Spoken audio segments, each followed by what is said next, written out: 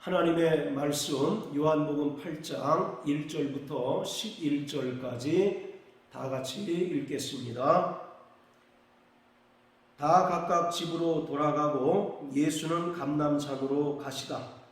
아침에 다시 성전으로 들어오시니 백성이 다 나오는지라 앉아서 저희를 가르치시더니 서기관들과 바리새인들이 가는 중에 잡힌 여자를 끌고 와서 가운데 세우고 예수께 말하되 선생이여 이 여자가 간음하다가 현장에서 잡혔나이다. 모세는 율법에 이러한 여자를 돌로 치라 명하였거니와 선생은 어떻게 말하겠나이까? 저희가 이렇게 말하면 고소할 조건을 얻고자 하여 예수를 시험함이로라. 예수께서 몸을 굽히사 손가락으로 땅에 쓰시니 저희가 묻기를 마지 아니하는지라. 이에 일어나 가라사대 너희 중에 죄 없는 자가 먼저 돌로 치라 하시고 다시 몸을 굽히사 손가락으로 땅에 쓰시니 저희가 이 말씀을 듣고 양심의 가책을 받아 어른으로 시작하여 젊은이까지 하나씩 나가고 오직 예수와 그 가운데 섰는 여자만 남았더라. 예수께서 일어나사 여자 외에 아무도 없는 것을 보시고 이르시되 여자여 너를 고소하던 그들이 어디 있느냐? 너를 정죄한 자가 없느냐? 대답하되 주여 없나이다. 예수께서 가라사대 나도 너를 정죄하지 아니하노니 가서 다시는 죄를 범치 말라 하시니라. 아멘. 본문의 말씀은 간음하다가 현장에서 잡힌 여인의 처리 문제를 놓고 서기관들과 바리새인들이 예수님을 시험하는 장면입니다. 모세의 율법에 의하면 이러한 여인은 돌로 맞아 죽어야 합니다. 그러나 하나님과 인간 사이에 유일한 중보자이신 예수 앞에 나오면 그가 어떠한 죄를 범하였다 할지라도 은혜로 말미암아 죄사함을 받고 구원을 얻게 된다는 사실을 이 사건을 통해서 우리에게 분명하게 보여주고 있습니다. 요한복음 1장 17절에 보면 하나님께서는 모세를 통해서 이스라엘에게 율법을 주셨지만 예수 그리스도를 통해서는 은혜와 진리를 주셨다라고 말씀하십니다.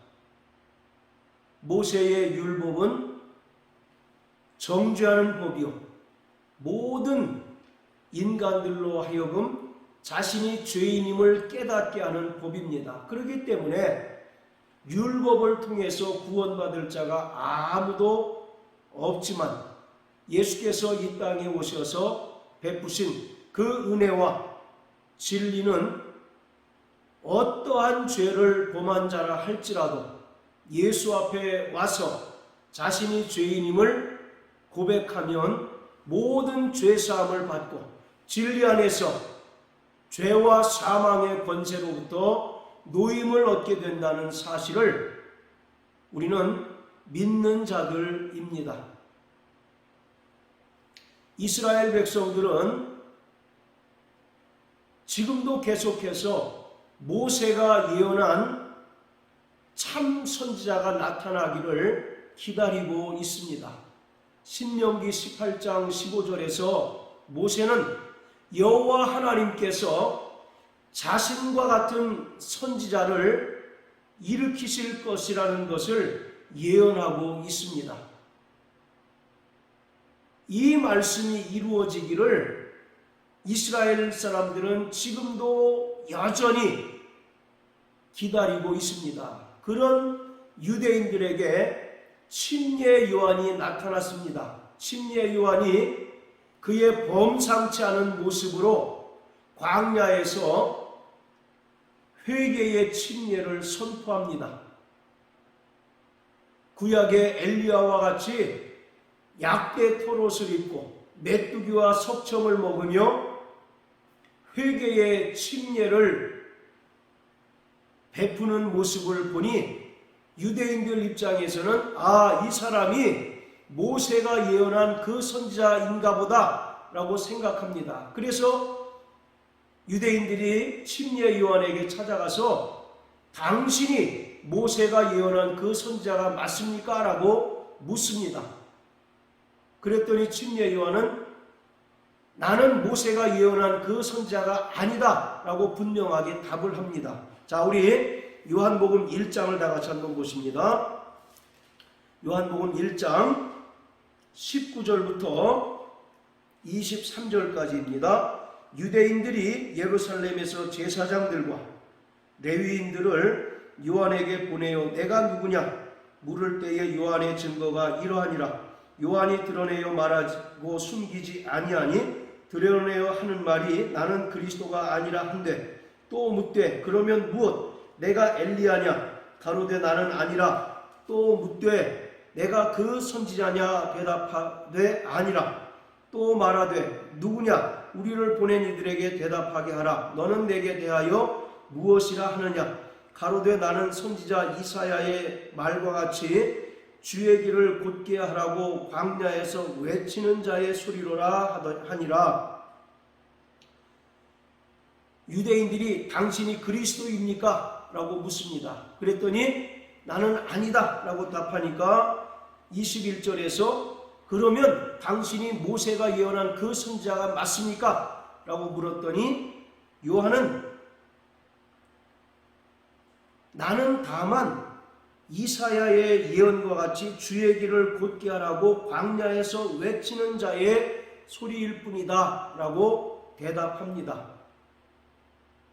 자, 이처럼 유대인들은 모세가 예언한 그 선지자가 나타나기를 학수고대하고 손꼽아 기다리고 있습니다. 그러한 유대인들에게 예수님이 나타나셔서 많은 표적을 통해서 예수님 자신이 모세가 예언한 그 선지자임을 분명하게 나타내 주셨습니다. 그래서 요한복음 6장 14절에서 오병이어의 표적을 통해서 사람들이 고백하기를 이가 참으로 모세가 예언한 그 선지자가 맞다라고 이와 같이 선언하게 됩니다. 그렇지만 여전히 유대인들 중에는 예수님이 모세가 예언한 그 선지자가 맞다라고 주장하는 사람들도 있고 아니다, 모세가 예언한 그 선지자가 아니다라고 주장하는 사람들이 서로 논쟁을 벌입니다. 자, 7장을 다 같이 한번 보십니다. 7장 40절부터 44절까지입니다. 이 말씀을 들은 무리 중에서 혹은 이가 참으로 그 선지자라 하며 혹은 그리스도라 하며 어떤 이들은 그리스도가 어찌 갈릴리에서 나오겠느냐 성경에 이르기를 그리스도는 다윗의 씨로 다윗에 살던 촌 베들레헴에서 나오리라 하지 아니하였느냐 하며 예수를 인하여 무리 중에서 쟁론이 되니 그 중에는 그를 잡고자 하는 자들도 있으나 손을 대는 자가 없었더라. 어떤 이들은 예수님께서 행하신 표적을 보고 이 사람이 모세가 예언한 그 선지자가 맞다라는 사람들이 있었습니다. 그러나 또 어떤 이들은 모세가 예언한 그 선지자는 분명히 다윗의 혈통으로 오신다고 하였고 또 베들레헴이라고 하는 촌에서 출생한다고 예언되어졌는데 이 예수는 갈릴리 나사렛이라고 하는 동네에서 났기 때문에 모세가 예언한 그 선지자가 아니다 라고 주장하는 사람들이 있습니다. 그리고 이 둘이 서로 논쟁을 벌이는 장면을 기록하고 있습니다. 분명히 예수님께서 여러 표적을 통해서 또 그의 하신 말씀을 통해서 예수님 자신이 모세가 예언한 그 선지자요 또 하나님과 인간 사이에 유일한 중보자로 오신 분이심을 나타내 주셨건만 여전히 유대인들은 영적인 무지로 인해서 예수님을 올바로 보지 못하고 있습니다. 예수님이 참 선지자이시고 유일한 중보자로 오신 분이심을 깨닫지 못하고 있습니다. 그러던 차에 예수님께서는 오늘 본문 8장 1절부터 11절까지의 사건을 통해서 예수님이 모세와 같은 참 선지자이시며 하나님과 인간 사이의 유일한 중보자로서 인간의 모든 죄를 속량하시고 구원하실 이이심을 분명하게 보여주고 있습니다. 자, 그런데 오늘 본문의 내용 가운데 재미난 장면이 있습니다. 6절부터 8절까지에 보면 예수님께서 두 번씩이나 몸을 굽히셔서 손가락으로 땅에 글을 쓰시는 장면이 나옵니다. 여기서 많은 이들은 예수님께서 과연 땅에 어떤 내용의 글을 쓰셨는가 하는 것에 관심을 기울이고 있습니다. 그래서 그것이 어떤 내용일까를 연구하고 또 예수님께서 이런 내용을 쓰셨을 것이다, 아니다, 이런 내용을 쓰셨을 것이다 라고 서로 논란이 일어나기도 합니다. 그러나 우리는 성경을 대할 때 분명하게 알아야 할 것은 성경에서 침묵하고 있는 것은 우리도 침묵을 해야 하고 성경에서 분명하게 가르쳐주고 있는 것은 우리도 분명하게 깨닫고 분명하게 선언해야 된다는 것입니다. 그 대표적인 사례가 예수님의 재림의 때에 관한 문제이기도 합니다. 사도행전 1장 7절에 보면 때와 기한은 아버지께서 권한에 두셨기 때문에 너희의 알 바니다 라고 말합니다. 그리고 마태복음 24장에서 예수님께서도 그 날과 그 시는 아무도 모르고 오직 아버지께서만 아신다라고 말합니다. 이처럼 성경은 예수님의 재림의 때와 그 시에 관해서 철저하게 함구하고 있습니다. 침묵하고 있습니다. 그러면 우리도 그 날과 그 시에 대하여 지나치게 집착하거나 호기심을 가질 것이 아니라 그 날은 아무도 모르기 때문에 늘 그 날을 준비하는 자세로 살아야 하는 것이 대단히 중요합니다. 그렇지만 혹자들은 여전히 그 날에 대해서 집착하고 그 날에 대해서 많은 호기심을 가지고 억지로 그 날과 그 시를 계산하고 풉니다. 그러다가 미혹되고 또 잘못된 종말론에 빠짐으로 인하여 어려움을 겪기도 하고 또 믿음의 성도들을 미혹하는 그런 일들도 발생하게 된 것입니다. 자, 이런 맥락에서 예수님께서 두 번씩이나 몸을 굽히셔서 손가락으로 땅에 쓰셨다라고 기록하고 있는데 구체적으로 어떤 내용을 쓰셨는가에 대해서는 철저하게 침묵하고 있습니다. 그러면 우리는 마땅히 무슨 내용을 쓰셨을까에 대해서 지나치게 많은 호기심이나 그것에 집착하는 태도를 보일 것이 아니라 예수님께서 반복적으로 보이신 그 행동이 우리에게 어떤 영적인 의미가 있을까, 이것에 대해서 깊은 관심을 가져야 하고 그것이 무슨 의미인가를 깨닫는 데 주력해야 한다는 것입니다. 예수님께서 두 번씩이나 몸을 굽히셔서 손가락으로 땅에 글을 쓰신 것은 정확하게 출애굽기에 나오는 모세의 행위를 재현하는 것입니다. 모세가 시내산에 올라가서 금식하는 동안 하나님께서는 모세에게 언약의 두 돌판을 친히 쓰셔서 모세에게 주십니다. 자, 우리 출애굽기 31장을 다 같이 보시겠습니다. 출애굽기 31장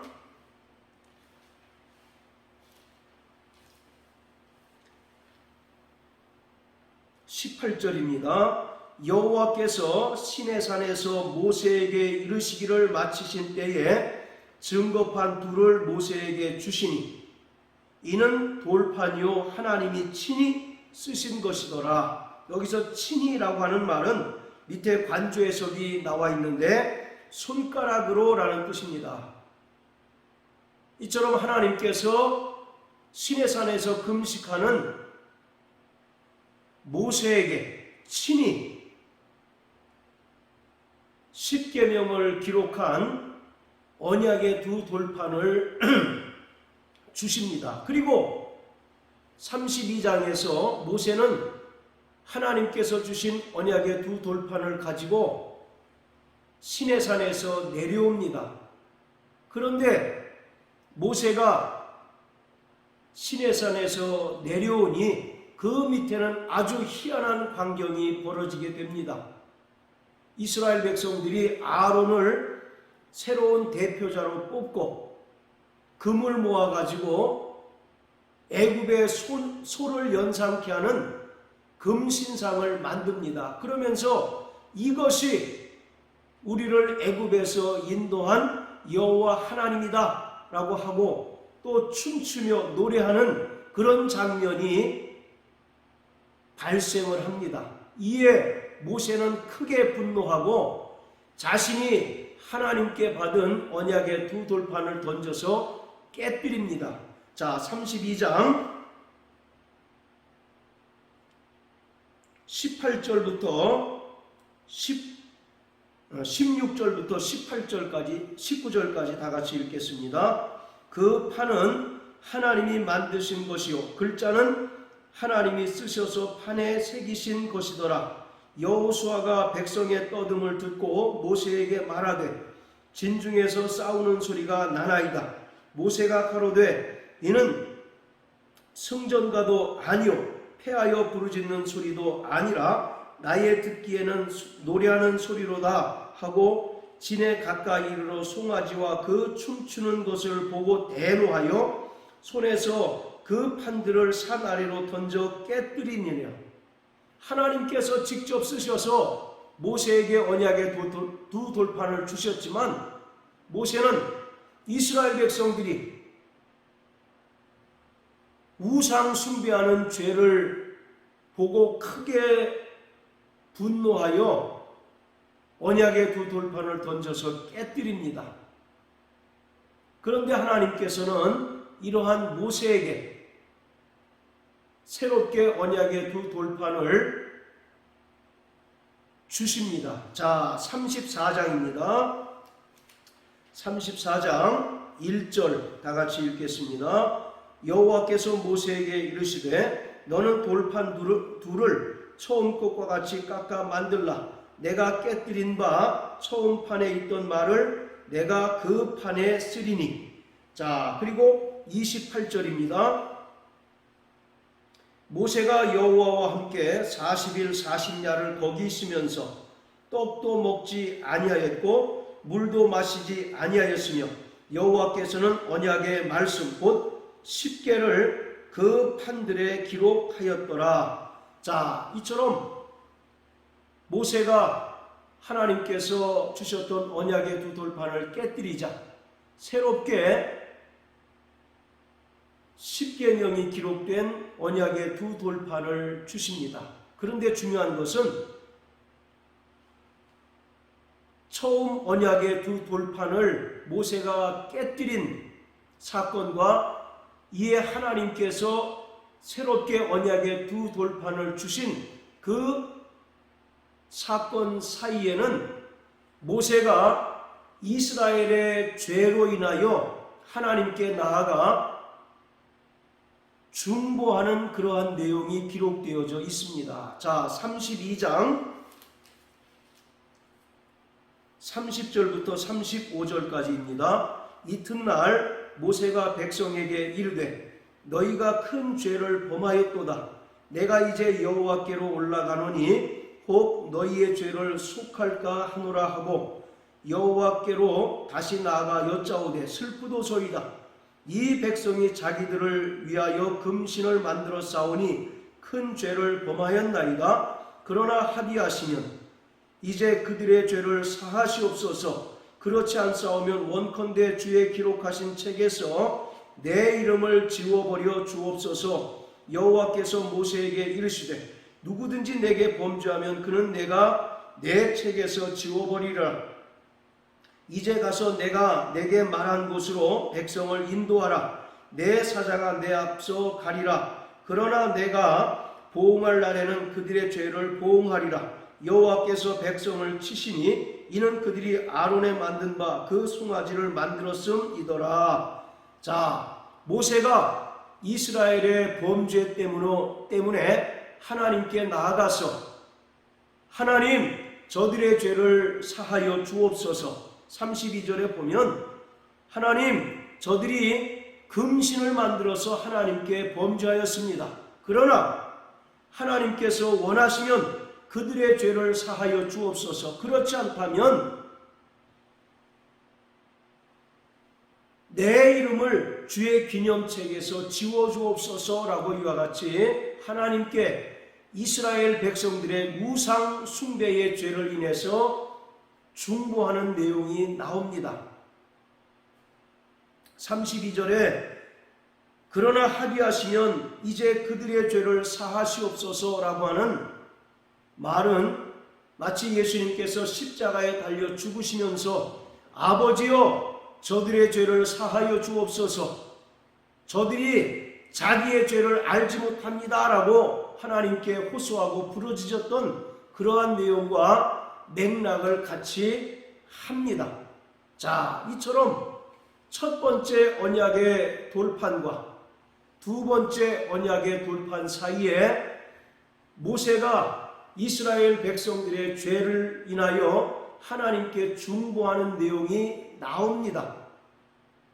이렇듯 요한복음 8장에서 예수님께서 몸을 굽히셔서 땅에 손으로 글을 쓰신 것은 정확하게 모세의 이러한 장면을 재현해 보이신 것을 기록하고 있습니다. 이 장면을 통해서 예수님은 자신이 모세가 예언한 참 선지자임을 보여주셨고 하나님과 인간 사이에 오직 유일한 중보자로서 누구든지 예수 앞에 나오면 모든 죄사함 받고 또 진리 안에서 자유를 누리게 될 것임을 분명하게 보여주고 있습니다. 그러므로 사랑하는 성도 여러분, 우리는 이 땅의 중보자로 오신 예수 앞에 나와서 우리의 모든 죄를 고백하고 자신이 죄인인 것을 시인함으로써 죄사함을 받고 또 구원함을 얻고 하나님의 자녀가 되었음을 날마다 시인하는 자가 되어야 합니다. 그리고 우리가 받은 이 큰 사랑과 주님께서 베푸신 그 은혜를 담대히 세상에 나가서 전파하는 자가 되어야 합니다. 요한복음 8장 32절에 보면 진리를 알지니 진리가 너희를 자유케 하리라 예수님께서 선언해 주셨습니다. 이 땅에 말씀이 육신이 되어 오셔서 하나님과 인간 사이의 유일한 중보자 되신 예수 그리스도, 그가 친히 우리를 대신하여 십자가에 달려 죽으심으로 우리의 모든 죄를 속량하셨고 또 그가 죽은 자 가운데서 부활하심으로써 우리의 구원을 완성해 주셨습니다. 그러기에 누구든지 예수 앞에 나와 죄를 자복하고 회개하면 그는 죄사함을 받고 구원함을 얻고 영원한 생명을 누리게 됩니다. 그러므로 이러한 구원의 기쁨과 감격과 은혜가 오늘 우리의 심령 가운데 늘 충만하게 있게 되시기를 예수님 이름으로 축복합니다. 세상은 악이 성하고 죄악이 관영할지라도 오늘 우리는 예수 은혜로 말미암아 죄사함 받은 자요 또 하나님의 자녀인 것을 믿으셔서 일평생 그분의 은혜만 의지하고 그가 십자가에 달리셔서 흘리신 예수의 보혈을 의지함으로 말미암아 세상 가운데서 죄와 싸워 이기고 세상에서 승리하는 믿음의 성도가 되시기를 주님의 이름으로 축복합니다. 할렐루야.